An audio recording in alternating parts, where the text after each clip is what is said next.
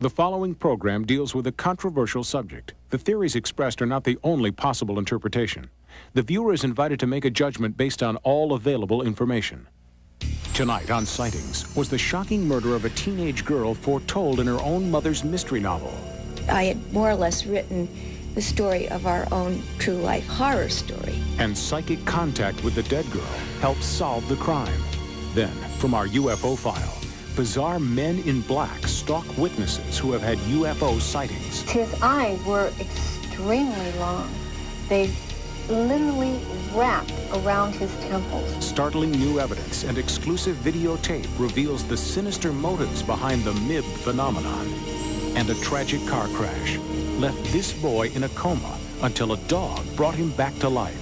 He licked me, then I woke up. At that point, it started to appear. They had large, dark eyes, claw-like hands. I began sensing and knowing and feeling.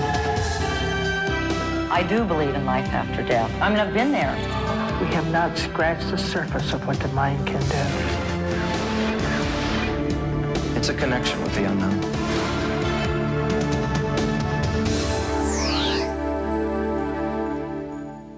Welcome to Sightings. I'm Tim White. Although few psychic detectives have actually solved a crime, they can provide help to law enforcement and at least one important service to families of victims. One good lead from a psychic can often reopen a case where the police have reached a dead end. Psychic detectives have played an important role in the still unsolved murder of 18-year-old Caitlin Arquette. She was gunned down behind the wheel of her car in Albuquerque, New Mexico in July 1989. At first, police believed Caitlin was the victim of a random act of violence. But as investigators delved into the case, they soon realized there was nothing random about this murder. Even the most seasoned detectives were stunned by the strange twists and turns in this case. Psychic detectives provided intriguing leads, and eeriest of all, what appeared to be Caitlin's own attempts to reach out from the grave with information about her murderer. Crucial details allegedly from beyond directly paralleled those in a murder mystery written by her own mother.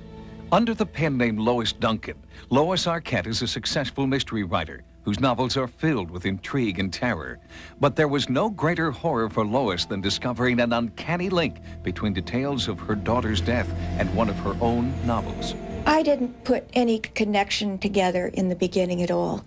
It wasn't until one thing after another began to occur that I suddenly realized that I had more or less written the story of our own true-life horror story. In Don't Look Behind You, I based the personality of my heroine, April, upon Kate.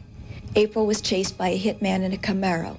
That book was published in June 1989, and in July 1989, Kate was chased down and shot to death by a triggerman in a Camaro.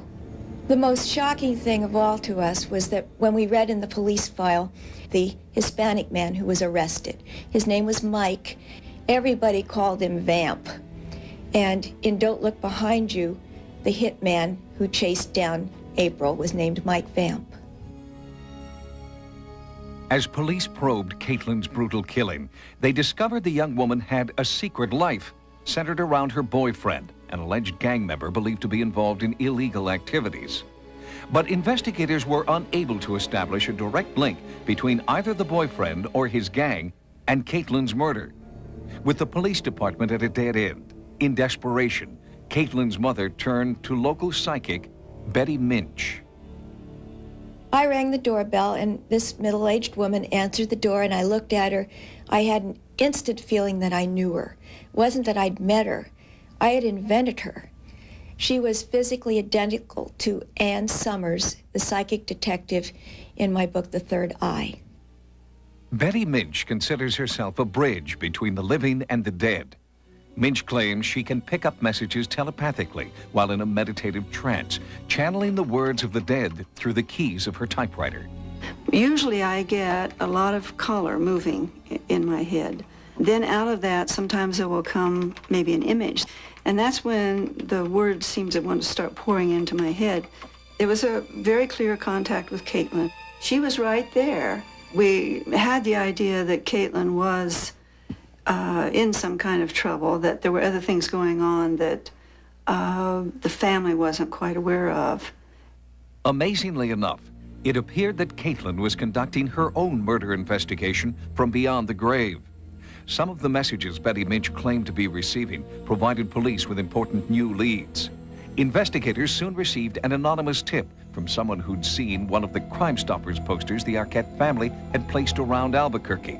Arrests were made that proved psychic Betty Minch had been dead right. She told us that the people who were arrested would have been driving a lowrider car. There would be 2 men in the front seat, 1 in the back seat, that there would be no eyewitnesses, but that arrest would be made because the men would be heard bragging, that our best help might come from somebody in the media, and she identified who that person would be, an investigative reporter named Mike Gallagher. But there was insufficient evidence to hold the 3 suspects, and they were released. Desperate for more evidence, Lois contacted Noreen Rainier, a well-respected psychic detective from Maitland, Florida.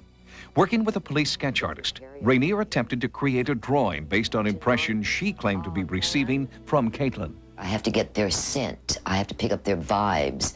And somehow something personal that was on at the time of the crime gives me more information.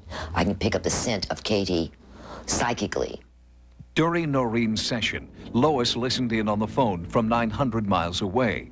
I was sitting in Albuquerque knowing that Noreen was doing this, and I knew what the alleged trigger man looked like because he'd been arrested. I was trying to concentrate on Kate, and I was saying, tell Mother why you were killed. Was it a random shooting, as the police think, or was it something else? Send me a symbol, send me a message through Noreen Rainier. And the picture Noreen sent me was a sketch of Mike Vamp, the hitman in Don't Look Behind You, exactly as he appeared on the jacket of the British edition of that book. Everything was there, even the little scar between the eyebrows. It's like seeing something had been copied from the jacket. And I just started to shake. I couldn't stop shaking. Lois was shocked. Caitlin had been the only member of the Arquette family to see the new book jacket of the British edition. I just was very confused when she was telling me I got some man on a book jacket. I'm saying, what are you talking? But then it made sense that Kate was telling us it was a hit. It wasn't a random shooting. It was a planned killing. It wasn't random. And that's what we needed to know. Even more startling is a tape recording Noreen made as she supposedly channeled Caitlin's own description of her final hours. It's Noreen's voice, but Caitlin's words. I'm meeting somebody at a shopping center with a C in it. I went up the hill towards the north to that big place up there, to this, I want to call it the Desert Castle. There's just an important person there that I'm not supposed to know is there. I saw things that I shouldn't have seen. They had to make sure that there was no way I would ever talk. And this was a way of silencing me. My crime that was committed against me was to silence me. I'll never be silenced. I'm not a bad person. I'm just young, and I just was curious. I was a good daughter to your mother. I told you almost everything. Almost.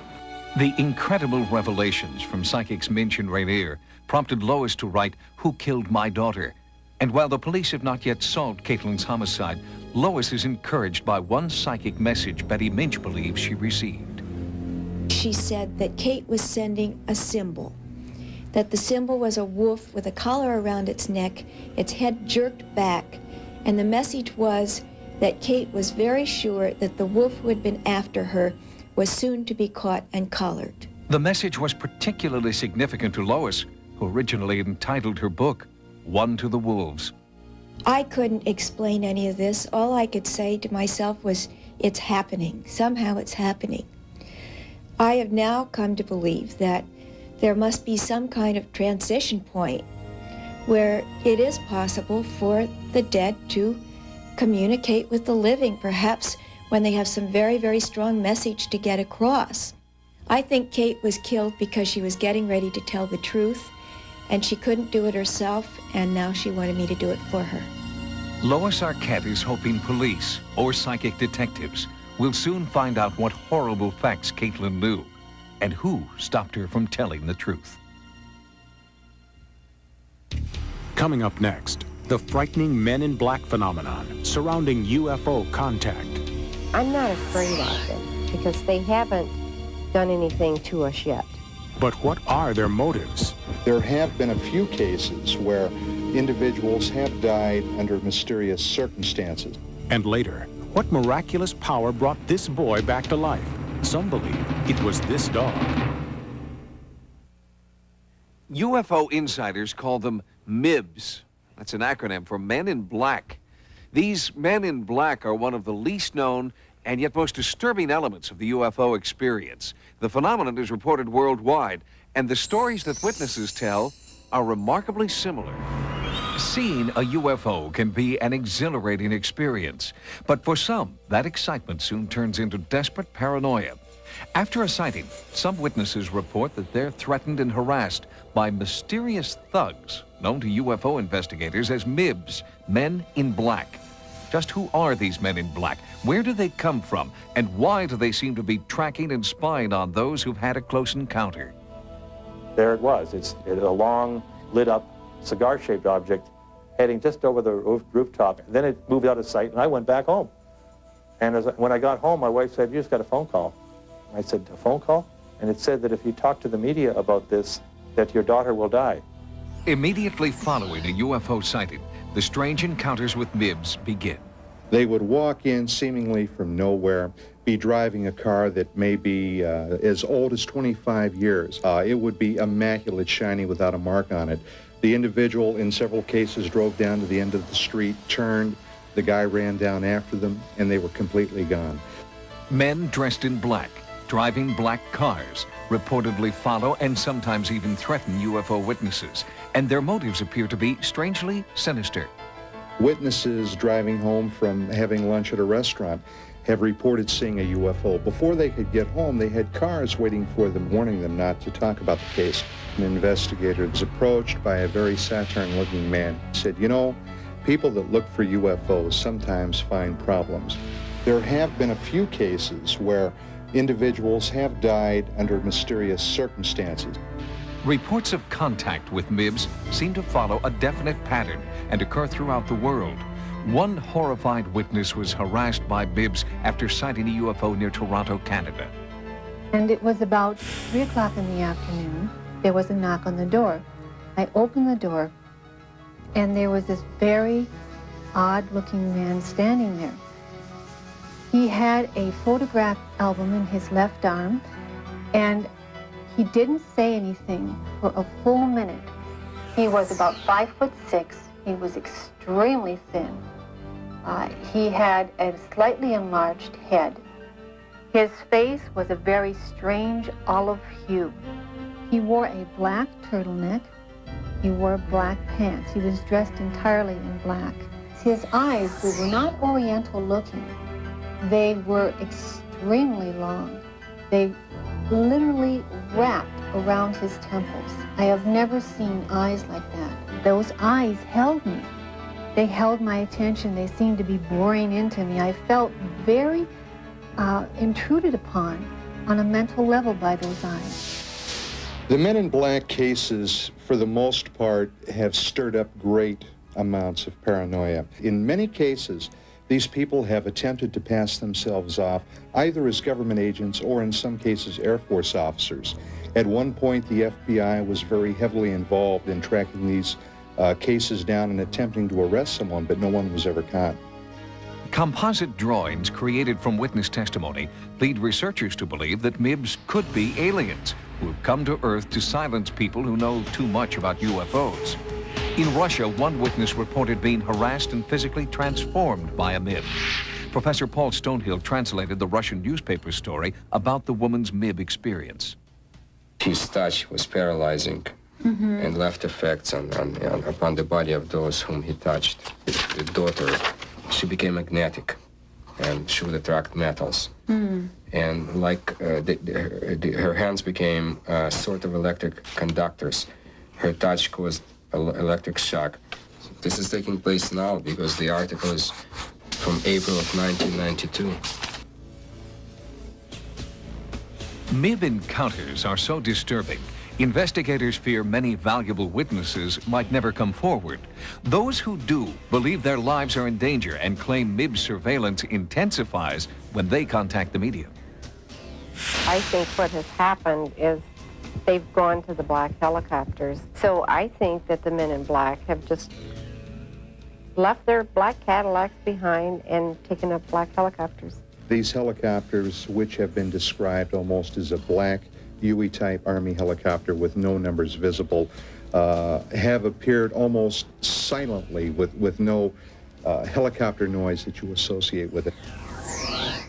Shirley and George Coyne are the Midwest directors of the Mutual UFO Network, MUFON, a UFO research organization. The Coynes claim that they are being tailed by this silent black helicopter devoid of the necessary FAA identification numbers. This video, shot by Shirley Coyne, is the only footage of an alleged MIB encounter. Well, this is the day we had a meeting, and the copter met us about halfway between Flint and Flushing and followed us all the way to our meeting place. I'm not afraid of them because they haven't done anything to us yet. And I feel the more vocal I am, the less they're going to do. Is it possible that aliens with a secret agenda are harassing UFO witnesses? Or could MIBs be cleverly disguised humans trying to silence those who've had close encounters? Investigators continue to search for answers. It's just something that there is no explanation for. And by working on these cases and trying to use a scientific and investigative formula, we try to get to the bottom of them, but sometimes there doesn't seem to be a bottom. Coming up next, do animals have miraculous healing powers? Some say a dog brought this boy out of a near-fatal coma. He licked me, then I woke up. Researchers are just beginning to understand the complex nature of psychic ability. In their efforts to prove that ESP exists, the most startling evidence has come not from human subjects, but from animals. They found that family pets possess mystifying talents which conventional science can't explain. July 19th, 1989. I'll never forget the date. We were in a car accident. My daughter Lauren was killed in the car accident. I broke my neck. 1 David 1099. And Neil sustained a traumatic head injury, and it put him in a coma for 3 months. Lucky is not a word Amelia Stortz would use to describe her son Neil on that tragic night 3 years ago. But Neil was lucky to be alive. He had suffered a very severe brain injury, and he was in a very deep coma when he came to us. Neil survived, but doctors did not know if he would ever regain consciousness. He could have been in it forever. That would be a vegetative state. And what happens in a vegetative state is that their brainstem kind of kicks in and takes over their heart and lungs and their gastrointestinal system, and their eyes are open and they have sleep-wake cycles, but they don't have the ability to follow commands and they're not aware of their environment. In a seemingly hopeless case, where modern medicine can't provide all the answers, alternative forms of treatment may be called for. Since 1982, the Animal-Assisted Therapy program has been providing Houston area hospitals with animal companionship for patients who may not be responding to more traditional methods of health care. When patients have had brain injuries, they're oftentimes either comatose or very disoriented, and having animals around, we know from studies, causes people's blood pressure to lessen and they become calmer. It kind of pushes the right buttons, so to speak, and makes it more likely that the patient's going to wake up. There are magical and miraculous things that happen all the time that defy medical science. I don't think that animals and humans working together is very explainable. And when you see something like this, it really is kind of magical. Neil had been in a coma for 3 months, so animal-assisted therapy was one long shot his family felt was definitely worth trying. When your child is laying there in a coma, you resort to just about anything, you know, you try anything.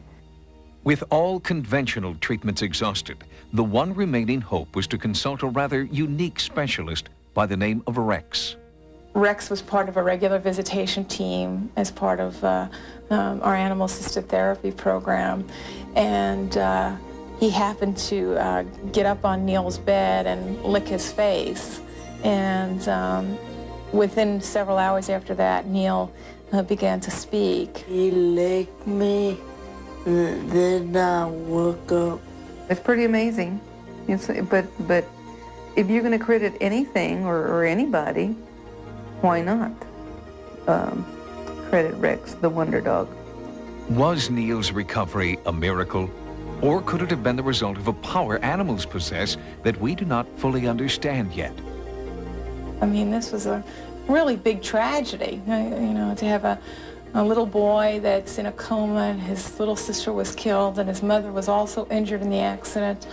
And it was just, you know, too much for most of us to even conceive. Neil had a lot of previous experiences with animals and really loved animals, and there's at least a hunch that it was a very normalizing experience for Neil and something that he could relate to, instead of us saying, open your eyes, close your hands, you know, yelling commands at him. It was really kind of neat that an animal kind of brought him around.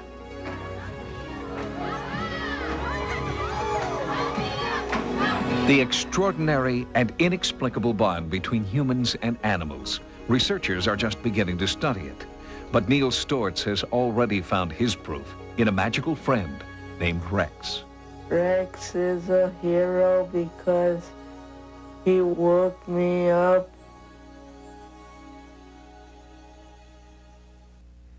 Thanks for joining us. For Sightings, I'm Tim White. Good night. Next time on Sightings. There were 15 who died. Has a New Jersey highway been cursed? And bizarre hauntings in California. And all of a sudden, the CDs started flipping by themselves. On the next Sightings. Get ready for the summer season premiere of 90210. New episodes on a new night, beginning this Wednesday, followed by an all-new Melrose Place. And tomorrow, real drama, real danger, real excitement. You can find it all on Cops and Code 3. Coming up next, Hidden Video.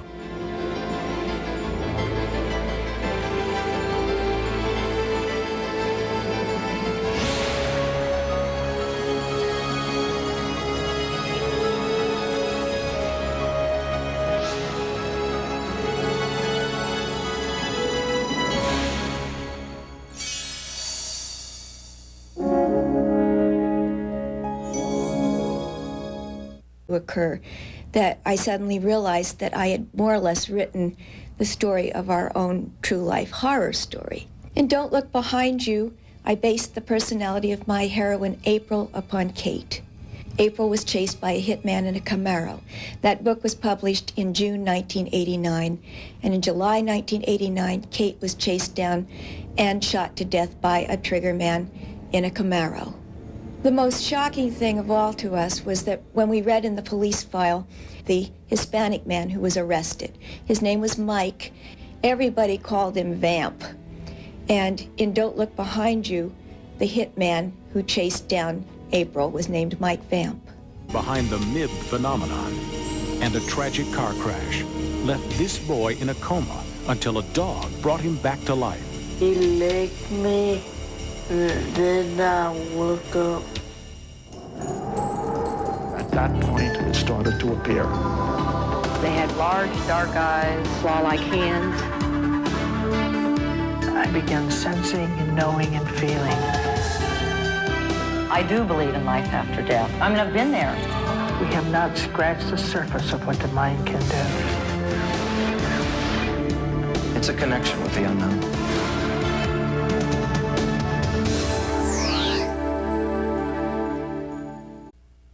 The following program deals with a controversial subject. The theories expressed are not the only possible interpretation. The viewer is invited to make a judgment based on all available information. Tonight on Sightings was the shocking murder of a teenage girl foretold in her own mother's mystery novel. I had more or less written the story of our own true life horror story. And psychic contact with the dead girl helps solve the crime. Then, from our UFO file, bizarre men in black stalk witnesses who have had UFO sightings. His eyes were extremely extremely long. They literally wrapped around his temples. Startling new evidence and exclusive videotape reveals the sinister motives. Welcome to Sightings. I'm Tim White. Although few psychic detectives have actually solved a crime, they can provide help to law enforcement and at least one important service to families of victims. One good lead from a psychic can often reopen a case where the police have reached a dead end.